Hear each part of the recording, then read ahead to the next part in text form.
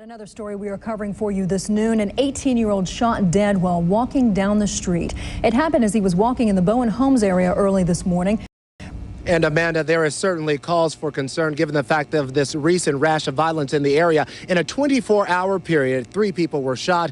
One of them died as a result of their injuries. Let's take you to the scene of the first one, which happened, actually the most recent, a drive-by shooting occurring late Wednesday night near the entrance of Bowen Homes. Bowen Homes was something more than just another project. Built in 1964 on Atlanta's west side off of Donald Lee, it would stretch nearly 7 city blocks and house more than 2,000 people. By the time the demolition crews rolled back in 2009, Bowen Homes would stand as the last remaining traditional public housing projects in the entire city and the largest of its kind that was still standing. Every other one, Techwood, Perry Homes, Carver Homes, East Lake Meadows, had already been torn down in Atlanta's push towards mixed income redevelopment or gentrification. And when Bowen Homes fell, it marked the end of an era, making Atlanta the first major American city with no family-style public housing left.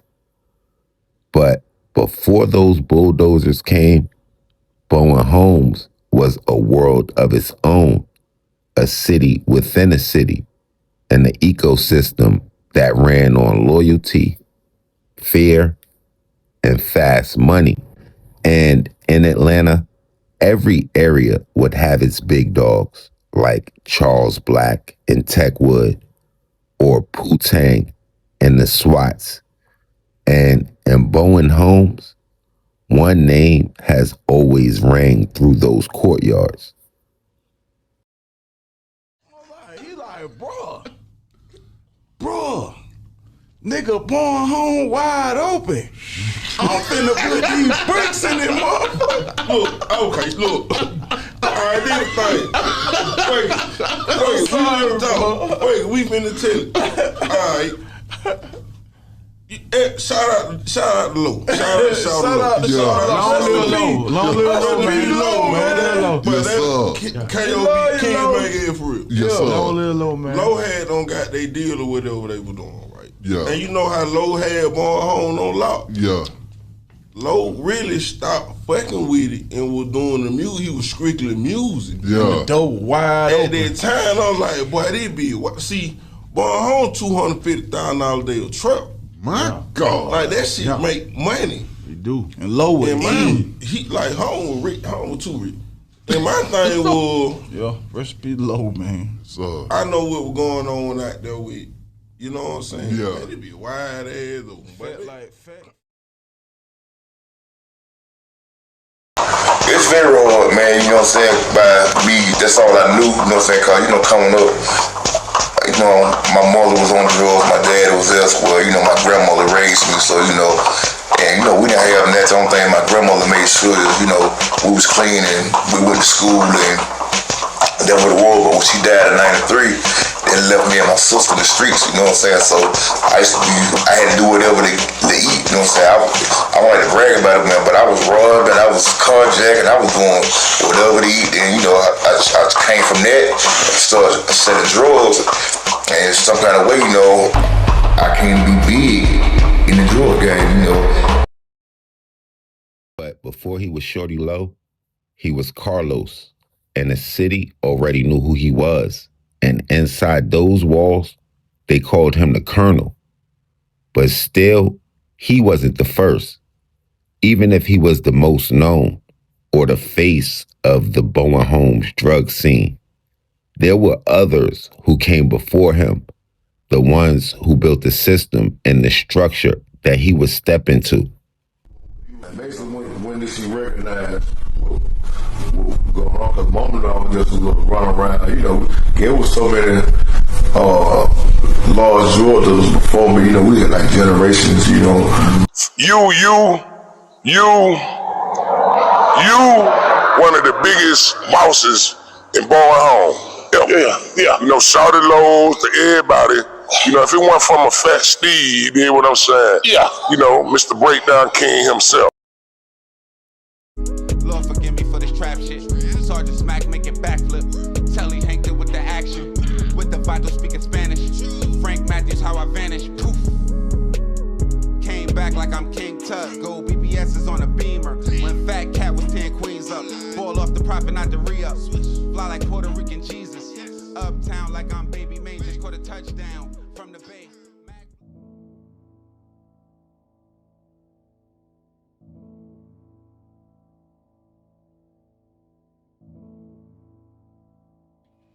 Put your hands up. Put your hands up, George. Put your hands up. Put your hands up. Get on the ground.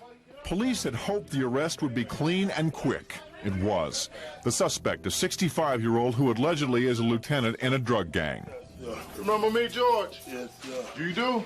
Remember me, How you get out of jail so fast? Okay, Sting, we got 38s off the top, Sting. The bonus to the arrest? The seizure and recovery of crack, the most prolific drug on the street. Night after night, members of the Red Dog team hunt the drugs and the suspects. We as police officers, we're going to continue to do what we have to do.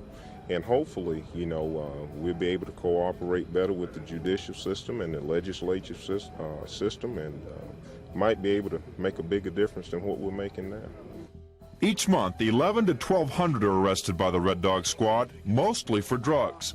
They're usually street-level sellers. Experts say hardly enough to stem the tide. But you have to institute a number of different programs to fight on a number of different fronts simultaneously.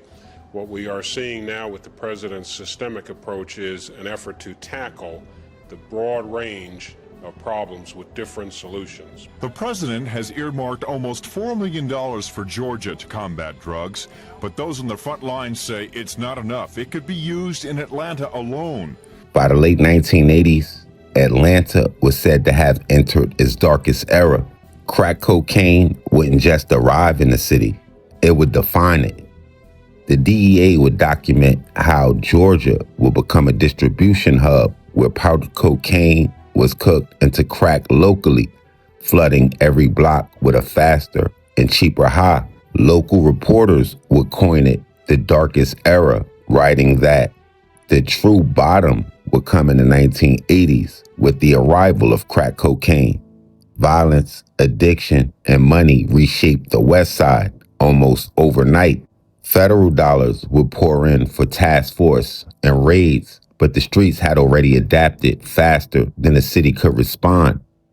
And across the map, Atlanta would count 37 housing projects, and together they would become the breeding ground for that war. In places like Bankhead Courts, Thomasville Heights, and University Homes, stairwells would turn into traps, and courtyards would evolve into open-air drug markets. The Atlanta Journal-Constitution would report that arrests would spike by the hundreds, while homicides nearly doubled in the city within a few short years. And just like that, the projects weren't homes anymore. They were economies built on struggle and held together by profit.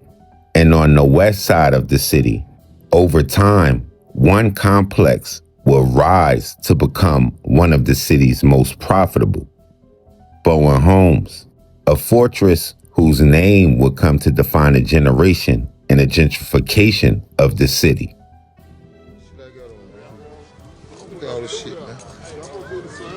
Just come sit right here on the, you know what I'm saying, the morning of, if not the dangerous project, you know what I'm saying, in Georgia or in Atlanta, just Bowen home, man. Off Bankhead. In Northwest Atlanta are busy investigating a string of recent shootings near Bowen homes. In one day alone, 3 people were shot, one of them killed. The crimes happened only hours apart from each other. Channel 2's John Cater is live at Bowen homes, where many residents say enough is enough. John? And that's right, Jovita. I just want to give you an idea of where we're standing. Right behind me is where one of those crimes happened. And also to let you know, we are only a stone's throw away from the entrance of Bowen homes, where crimes like these are becoming an all too common occurrence. There have been 5 homicides and 12 robberies here since May. The Bowen homes were already scheduled to be knocked down, but the housing authority says it's moving up the demolition date because of high crime rates. The crime situation at Bowen is pretty close to out of control. Rick White, a spokesman for the housing authority, says most tenants are law-abiding citizens, but he tells us a handful of people are making life difficult for others. There have been, in the last 90 days, 6 shootings, 2 stabbings. Over 300 crimes have been committed over the last 6 months. According to police statistics, 5 people have been killed here, 12 people have been robbed. 33 aggravated assaults have been reported, along with 46 burglaries since last May. I came up, I made a name for myself in Bowen's home, man. I hit hard like around like 95. Before I even started seeing money in the drug gang, because I was one of the largest drug dealers that was in my era. You know, you had, like, in my era, you had, like, from my projects, you had, like, Fat Steve. By the 1980s and the early 1990s, the rise of men like Fat Steve would mark a new chapter inside of Bowen homes. His name would move throughout Atlanta, but it would be made on the west side where people knew he handled business.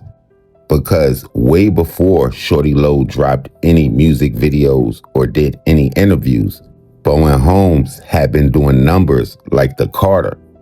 And Fat Steve was one of the men who ran it with discipline and focus. He would be arrested by the feds 3 times, with the first being in 1992. The federal cases wouldn't slow him down, and they could never erase his place in Bowen homes history. And according to Fat Steve himself, Shawty Lo's grandmother had worked for him at one point in time before her death. And it's distinctively possible that a young Shawty Lo had witnessed what power and control looked like long before his own rise.